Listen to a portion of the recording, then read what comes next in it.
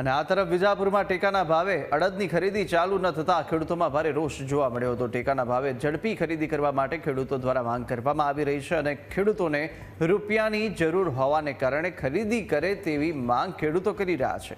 વિજાપુરમાં અંદાજિત 618 એકરની અંદર અડદનું વાવેતર છે અને બજારમાં અડદનો ભાવ 850 થી 1200 રૂપિયા સુધીનો છે।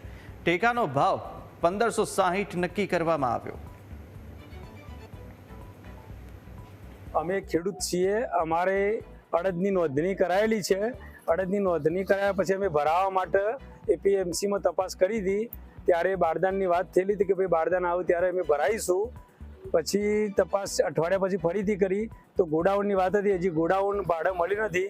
તો સરકારશ્રીને અમારે વિનંતી છે કે ઝડપીમાં ઝડપી ગોડાઉન ભાડે લઈને અને ખેડૂતોના અડદ ખરીદી કેન્દ્ર ચાલુ કરે। અમે જે અડદની નોંધણી 2025માં કરાયેલી છે અને અમારી ખરીદી ઝડપીમાં ઝડપી જેમ મગફળીની કરેલી છે ને એવી અમારે અડદની થાય તો સરકારશ્રીને અમારો વિનંતી છે।